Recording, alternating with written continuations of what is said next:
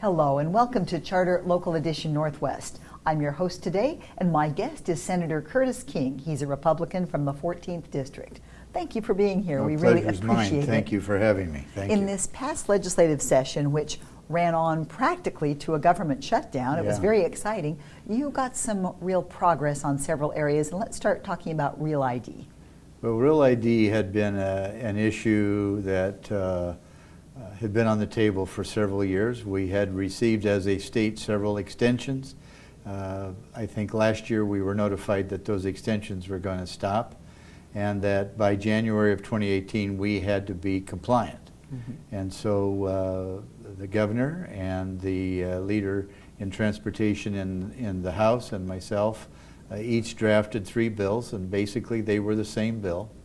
And so as the session progressed, we kept working on it because there were those that had concerns, one about the cost, others about the fact that with 2 licenses, one marked not federally compliant, that it might be used for profiling.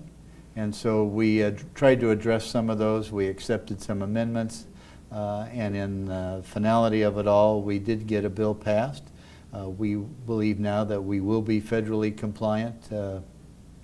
We have received an extension till October of this year, and we believe that that extension will continue until, I believe, 2021, when we have been told by the federal government that everybody will have to be compliant by then. So, well, and it's for people who might not be traveling or going maybe to Washington, D.C. or whatnot, but if you don't have an ID that's compliant, you can't even get into a federal government building. It's a little more restrictive than people might realize. Right. Joint Base Lewis McChord is an example. You have to have federally compliant ID to get on that base. It's true of other military bases. There are a variety of instances, as you say, where you have to have that. And so with the bill that we passed, the fact that we have an enhanced driver's license that will meet that requirement, I think our public is well served. All right. And then you also worked very carefully with the Dental Association to do some things to make our pearly whites shine on, right? So we it's always interesting, the things that you get involved with, but the Dental Association and Dental Service Organizations. So the law did not allow for dental service organizations to exist in the state, although I would tell you that they've probably been here for 20 years or more. And I would say probably illegally, but nobody ever held them accountable, nobody ever brought a suit.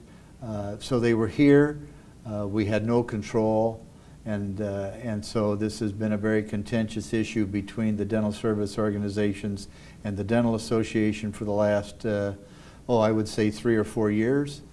So we proceeded to bring both parties into my office, and over a number of evenings, we negotiated an agreement, got a bill drafted, and passed both the House and the Senate, I think, almost unanimously. So I think it's a good bill. It allows DSOs to exist, but with many restrictions as to how they interplay with the dentist, so that the dentist doesn't lose control over how they treat their patient. So as a customer looking for a dentist, how would this bill benefit me? Is there anything a patient should be aware of? Well, there are a lot of dentists that are in practice with other dentists, and they own that dentist, that dental practice. There are those. My daughter, as an example, is a dentist. She has a little practice in Selah, Washington, and she just operates with herself. And if I may say so, does a great job.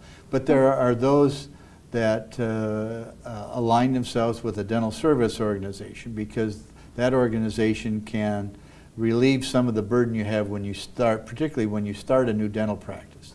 So it reduces the cost that and the money they have to come up right off the bat. We just wanted to make sure that the DSO doesn't get to where they have control over that dentist and infringes upon their ability to serve the patient as they should be served in that dentist's mind's eye. So. Oh, well, thank you so much for Well, the coming here pleasure to is talk mine. with us. Always is a Thank pleasure. you for your service in the Senate, and we thank you for watching. All right. This is Senator Curtis King. I'm Dana Cowley, and you're watching Charter Local Edition Northwest.